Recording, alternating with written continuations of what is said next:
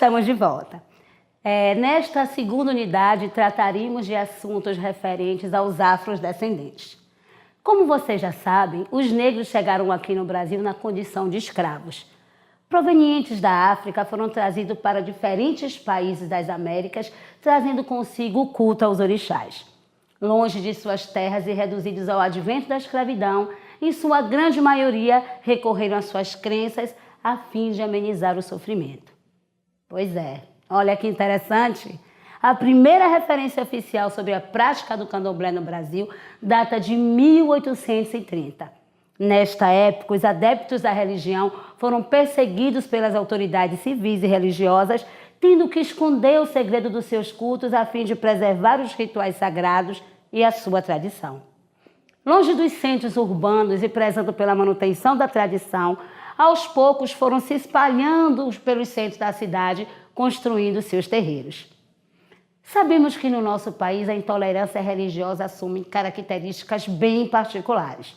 Devido ao seu passado escravagista, aqui a intolerância se concentra nas regiões de origens africanas, como o candomblé e a umbanda, que sempre foram reprimidas, perseguidas e consideradas coisas do demônio, sofrendo no decorrer do tempo ataques simbólicos e físicos, sendo historicamente discriminadas.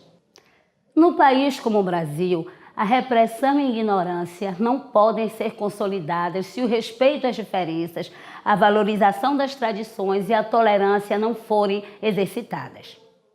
Vale lembrar, o Dia Nacional de Combate à Intolerância Religiosa é comemorado anualmente em 21 de janeiro.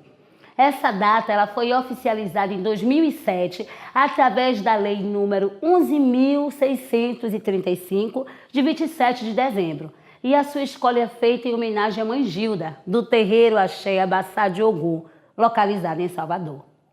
É largamente disseminado que o povo brasileiro se constituiu a partir de 3 importantes grupos sociais.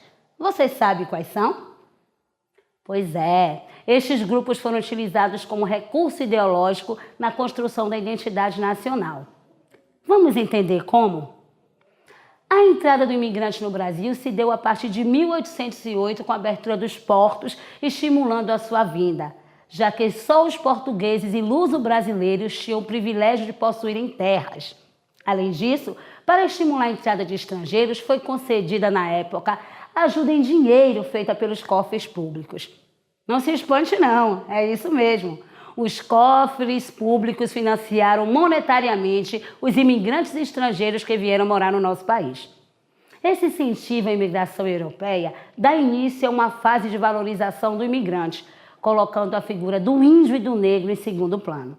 As facilidades concedidas incluíram, além das terras recebidas, apoio financeiro, auxílios oficiais e ajuda material, dentre outros. Enquanto para os trabalhadores escravizados, já que estavam aqui há cerca de 300 anos, a situação era contrária. Em algumas fazendas de café, o período de trabalho chegava a 18 horas por dia e nenhuma alternativa era oferecida pelo governo à população sem emprego, um contingente de índios, negros libertos e mestiços. Vocês já ouviram falar em eugenia? Pois então, a eugenia é a seleção dos seres humanos com base em suas características hereditárias, com o objetivo de melhorar as gerações futuras e defende que raças superiores e de melhores estirpes conseguem prevalecer de maneira mais adequada em um ambiente. Ela deriva do grego e significa bom em sua origem ou bem-nascido. O termo foi criado pelo cientista inglês Francis Galton em 1883. A eugenia ela foi apontada como solução segura e definitiva para a supremacia racial branca, segundo o pensamento da maioria da elite brasileira que, preocupada com a construção de unidade nacional, via estar ameaçada pela pluralidade étnico-racial. A mestiçagem era para ela uma parte para o destino final, o branqueamento do povo brasileiro. Possivelmente, este processo, tão almejado pela elite, não obteve completamente os resultados desejados e mesmo com a diminuição do percentual dos negros pelo processo de mestiçagem, não foi possível o extermínio dos afrodescendentes. tampouco o branqueamento fenotipicamente completo da população brasileira. Sabemos das dificuldades que o negro no Brasil ainda enfrenta para se inserir socialmente.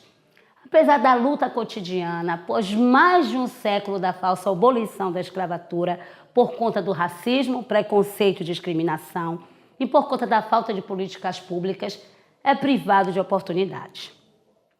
Você já ouviu falar na Lei 12.288, de 20 de julho de 2010? Esta lei, no seu artigo 1º, ela institui o Estatuto da Igualdade Racial, destinado a garantir à população negra a efetivação da igualdade de oportunidades, a defesa dos direitos étnicos individuais, coletivos e difusos e o combate à discriminação e às demais formas de intolerância étnica? Pois bem, disponibilizaremos este material no Moodle. Vale a pena ler, hein? O racismo, fenômeno social que reflete a sistemática opressão e discriminação, aponta como motivação a diferença entre raças.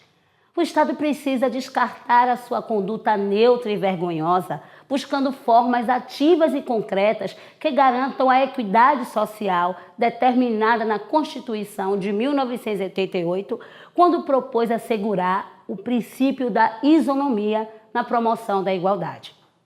Você sabe o que o termo isonomia quer dizer?